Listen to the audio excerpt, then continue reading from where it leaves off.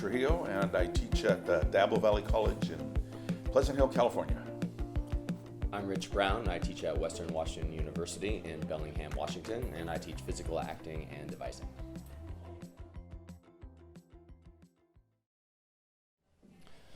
A definition that I like to work with is devising is a process of collaboratively creating new theater for the stage that begins without a script. And some of the collaborative creators are also the performers of the work, not all. You know, to add to that, I think is also being able to use a wide variety of different sources. So we traditionally will take, a lot of plays will have a historical event or something that is really topical right now, though a lot of our prompts when we send out things are topical. But getting people to use poetry, newspaper articles, songs, just a variety of material. Usually those come later when you're with a traditional script. You look at all of those kind of outside resources to help supplement whatever you're doing. But I think what's exciting about Devised, it's much more open in kinds of projects you can bring in. And to maybe riff on that a little bit more, because it is a process of collaboratively creating new theater, it has nothing to do with aesthetic. So I think there is this thought that a devised piece looks like this or it sounds like this, and it's really important to me as someone who's been devising for a long time for our audience to understand that the aesthetics have nothing to do with a devised piece. You can devise a straight up drawing room comedy, you can devise a musical, you can devise an absurdist piece, you can devise, so it's just a process of collaboratively creating new theater for the stage that begins without a script. But I think what makes it different of devising as opposed to some of the examples he gave, because in improvisational theater, they will do long form and short form, and they will do all the things that you said, they could do a straight up comedy, or they do musical, Sure. They'll do whatever. But those already have an innate structure already in them, so that when you watch one of those, it's going to have a beginning, middle, and end, and kind of traditional Aristotelian approach, where you don't have those aesthetics when you do a devised project. You're not going and saying, okay, this has to have this kind of a theme, this point of attack, this is how it's going to resolve all of those things, because those traditional pieces that he talked about, we were asking them to try and put those outside for a moment so you can get to some different ways. And to get back to what Ed was saying, you can start with a newspaper article, you can start with a short story, you can start with, you name it, but you're starting with nothing except a question, an idea, a curiosity, and then that leads the process, drives the process.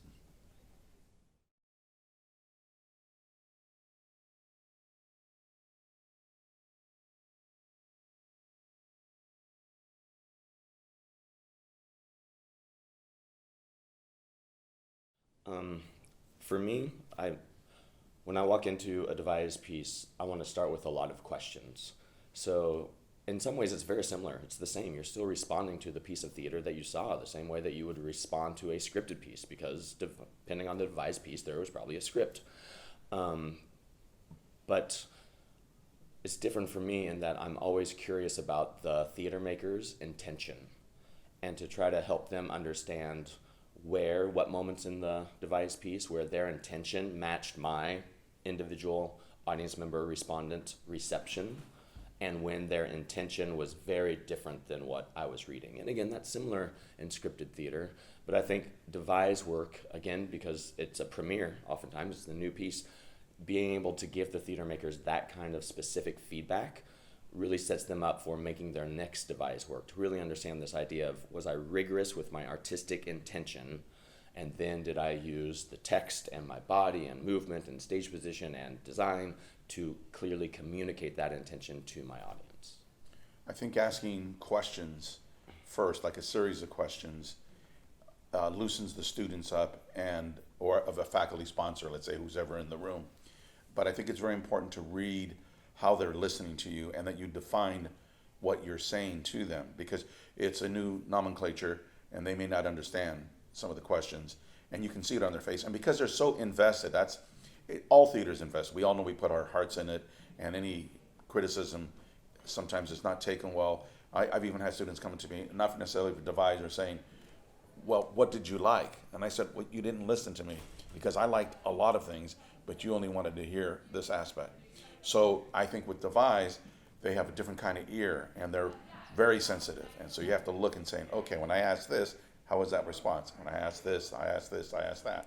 then we can go forward. But I think you got to test that to make them feel comfortable, just like I think in a good object. Because if you get them in that way, then they'll listen to you later, and they'll be better at self-critiquing. Yeah. If you already tell them what they already know. And you really can't respond to the piece if you don't understand what the theater maker's intention was in making the piece. Like, what are they trying to say? And then I'll add to that, I always like to ask, and who was your intended specific audience? Because the play is going to be very different if it was created for an audience of 7-year-olds or an audience of 70-year-olds. So I need to understand, like, this piece, I hope, probably wasn't made for someone like me. Yeah, a lot of times when I work with my students and we're devising, they'll identify students their own age as the intended audience. And so I've got to understand as a respondent, they're going to have different aesthetic interests and different things that they like and dislike based on who they're making the piece for. So if I don't know that, if I don't know what the intention was and who the intended audience was for the piece, then I can't respond to what the theater makers were trying to communicate. And the intention, I think, is really important, so that when you ask the process, because Rich does this a lot, is who were the makers and how did you make decisions? Did you do a completely collaborative, collective process? Did you have a voting system? Did you have a writer? Did you have somebody that said, I'm just going to write all the stuff that you guys write, and then I'll bring it back, kind of via Carol Churchill kind of experience, or was it half done? And how did you collaborate? How did you make decisions? I find that with my students, when I'm working with them, I'm saying, how are you guys going to make decisions? That's really, really important. So then when you find out how they made decisions, then you could ask the aesthetic questions about what was your intent. Because maybe you had a bunch of intents on this side with this group and some other intents on this one, and they clash, and therefore what I saw didn't make a lot of sense to me, because I saw an innate clash because your process was full of clash. Does that make sense? No, full of clash, I don't know. I'd say another difference for me is I always like to ask, what material didn't I see tonight? So what stayed on the editing floor? And to hear about those moments and that material. And that's how I can lead into the process question of, like, well, why not? What led that piece to be left in the good idea bin versus what I saw on stage tonight? And how did you make that decision? And then, that also is giving you information as a respondent. If they're like, everything we made you saw, then you can talk about the importance of making a lot of material and editing. Just like you don't want to turn in a first draft of a paper. You want to edit and refine and give to an audience. Or if they say we made 40 to 50 hours of material and you saw 60 minutes, then you're like, okay, let's talk about that. That's showing as a responder, this is rigorous art making, and I'm in a room with a bunch of theater makers, and we can really have a good discussion about that.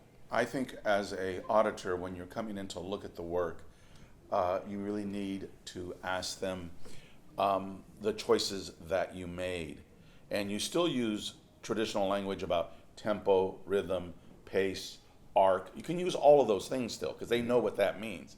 But what is the context in the piece that you're doing? Because some of those may not be as effective. But what's really important for me is that it's theater. So what's the theatricality of this? Because people can get up there and they'll do this experimental piece, which is no problem. We do an experimental piece, move around, and it doesn't have any shape, and it's really nebulous and all. And those are fine. Those are usually negative comments. But what is the theatricality? Because you're doing this with theater, so that, to me, that must be in there. And that would be one of my big critiques is, what, in your choice in making this material, what makes it theatrical? Why is this not a poem?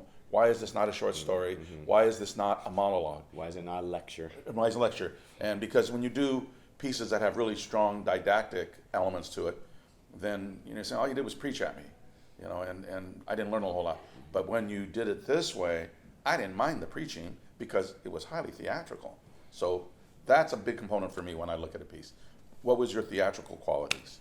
And then as the discussion starts to unravel a little bit and becomes more of a dialogue back and forth in the response, then I like to ask questions about structure, because in any devised piece, that's the big monster that you have to face, is how do we create, if we started from nothing, a clear beginning, middle, end? How do we have character development? Are you thinking about character? Are you thinking about these questions of text and its relationship to your design and all those intricacies that we explore in regular in regular scripted plays? But that question of how were structure decisions made, back to what was included, but also literally like what followed what, and where we saw this character return, and how did you make those choices? And I think one of the other parts of the critique is and Rich alluded to this in the beginning, is what do you want me to go away with? Yes. What do you want me to feel? Like, there's something that you want me to go away with. Do you want me to feel emotionally burned out? Do you want me to feel elated? I don't know what it is, or it's a combination of many things. So, and it's just like when you do a traditional critique, what are you leaving the audience with? So when we go out, what kind of conversations would you like to hear in the lobby? Oh, that was amazing, or that was really weird, or I was dumbstruck, or whatever it may be. And because a lot of times I think because they're creating, they think they don't know what the outcome is. And I think they do. And that's a little bit harder to formulate when you're doing the critique, because a lot of times they come in they're like, it's a wonder to them that they even got it done. And then at the end they'll go, well, I don't really know what it kind of means. We just enjoyed it. And I said, well, that's good, but it's got to be a little bit more than that, because Right, what's your intention? It's your intention. Yeah. So. And I'd say maybe the last thing where it's different from a scripted play to a devised piece is a devised piece has an opportunity, not always, but because you're starting with zero, right? There's no like set directions that say we need a 2-story house.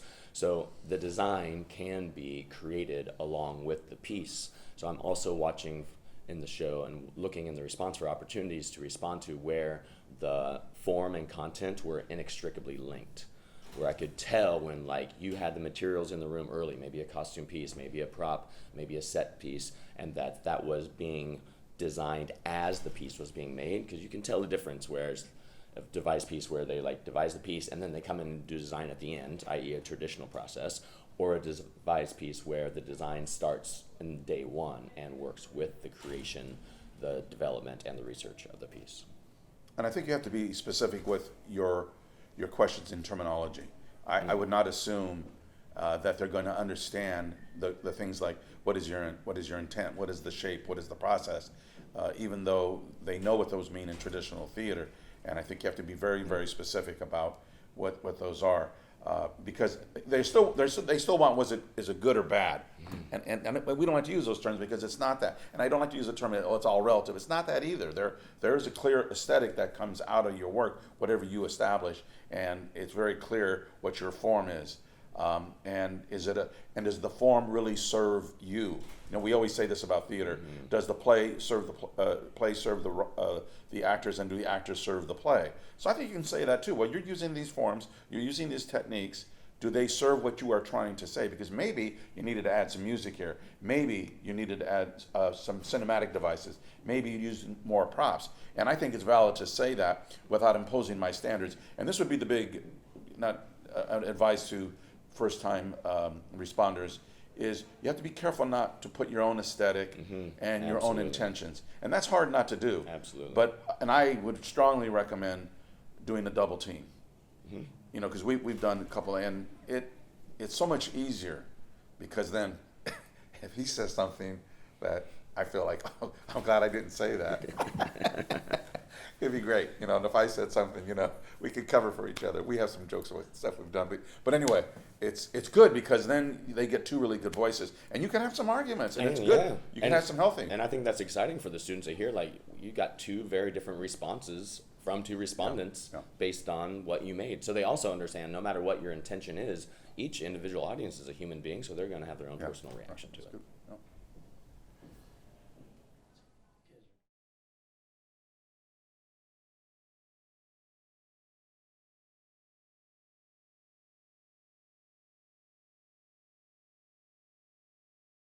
I guess I would go back with some traditional things. I really like the rhythm of this. Boy, that was consistent, hard to put that rhythm together, but you guys got it. Really good clarity of vocal, just nice elements there of strong diction, good power, good vocal variety. Really seemed to connect with your partners. Man, I love that physicality, how you guys touched and felt really this way and that way. When you had these movement patterns, those seem to really, those kinds of things. So I would really, push that. So. Yeah, and again, I try to just bring it back to intention. So I don't think of lower or higher quality of work. I think these are moments where what they told me matched their intentions. These are moments where what they told me and what I read didn't match their intentions. And then through both of those avenues, I'm trying to give response in as specific as way as possible to say like, okay, you told me this was your intention in this moment because of this spatial relationship, because of this use of level, because of this bit of text, because of that music underscoring, I received that message. Okay, in this moment, you told me your intention was this. I don't need to tell you what I received, but it was different than that. And it was because of this, tempo of movement. It was because of this gender change. It was because of this costume element, that you name it, and try to get as specific as possible. So again, my goal when I'm responding is when they walk out of there, they're going to be more rigorous theater makers for their next devised piece. And the only way they can do that is if they understand specifically when their intention matched and when it didn't. Yeah, the questions. I think that I agree so much with Rich on when you ask them a question. And if they respond really well with that and it's really clearly focused, that raises the bar in terms of whether it's a really good piece of work or it just needs a lot of work. And I think it's okay. We've said this a lot. The other question, you always bring this up, and that is, what would you do next now? Yeah, is this thing finished yet? Oh, it's complete. Good. Let's script it and get it ready to go.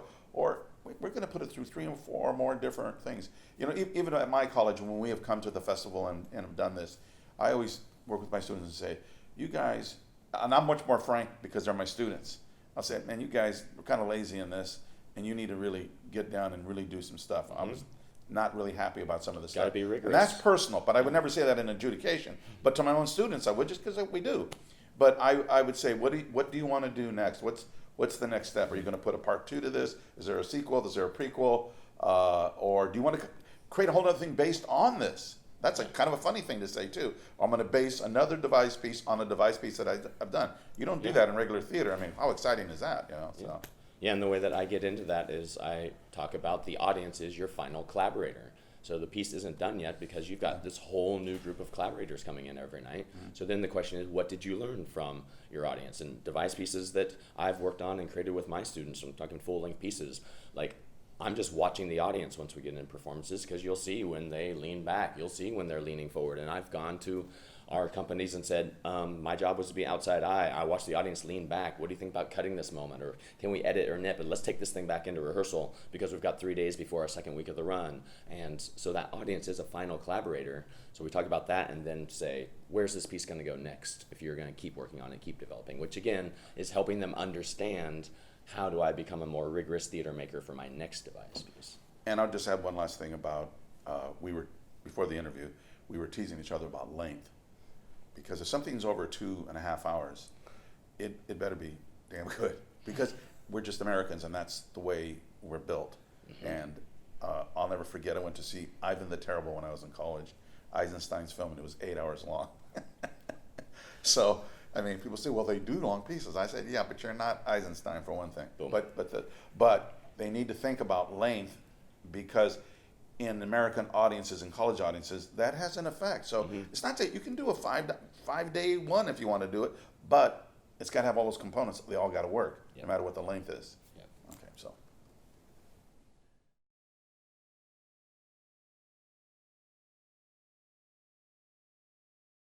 Yeah, reading the landscape of the room, of the devisers is really important, especially when you're first starting your comments and the response.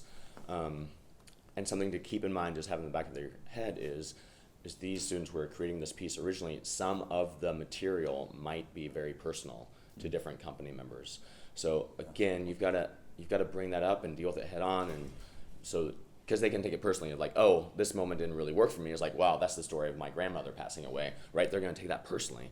So you want to say, how much of this material was personal text that came out of the company, so you're not like stepping on any landmines there, just so that we're all talking about the same thing. And then you can also talk about, how did you work with that personal material? Did you have any rules set up as the company? So if you brought in material that was too emotionally close to you, you weren't allowed to perform it, someone else in the company would perform it, or were you performing your own material? And to get, sometimes the A devised response can become about the difference between therapy and therapeutic, Oh, that's a good point. and talking about, who is this piece for? If this piece is for you, the company, then that's therapy, and there's a place for that. But if you're making this piece for an audience, for outside people, and you had some emotional responses, then it's like all good theater. It can be therapeutic for the performers and the creation company, but if the audience doesn't need to be there, we can tell that. And then we'll talk about that. And thinking about the next device piece that you make, how do you avoid those pitfalls of sharing therapy on stage? You're asking how do you read the landscape. I think it's also important how to read your own landscape as a responder. So when you come in, and we haven't talked about this, about the kind of material. So if the material could be controversial or political or highly sexual, highly violent, you have to really come in open. And I think it does take I think kind of a special person to respond for this. I think you have to just redefine about your own personal aesthetics, and then kind of be careful with that. And when you see something, let's say in your own, if I watched a piece and I said, "Oh, this is so shocking. This is wow, this is I don't know. It's really too much." So I have to sit and go, "Okay, how much is that? Is Ed? How much is that from the work? How much?" And then then be able to pull back. And I think you have to be honest with yourself, so that you don't get shocked, because then that's going to affect your response. It's like, why do they send people out to do musical theater respondents and they hate musicals? I don't understand. Or you don't like Brecht. You can't stand Brecht and you don't want to see another Brecht play again. Well, you don't send that guy out there, or her. Send somebody who's going to be open. So I think that's part of it. It's not to say you can't have your own prejudice. I think that's fine, because you're going to say, this is what I think is good. But you have to be really open to the work. And I think that is really different than going to see a traditional scripted play. And just claiming your aesthetics when your own personal aesthetics come into it. Just claim it. And I would add to that, Ed, that's such a great point. I'm always trying to think of using the tools of curiosity and empathy to put myself in the shoes of those young theater makers and be like, they're trying to communicate this at this age. What does that mean for them? How can I respond kind of from their shoes instead of responding from my old guy shoes?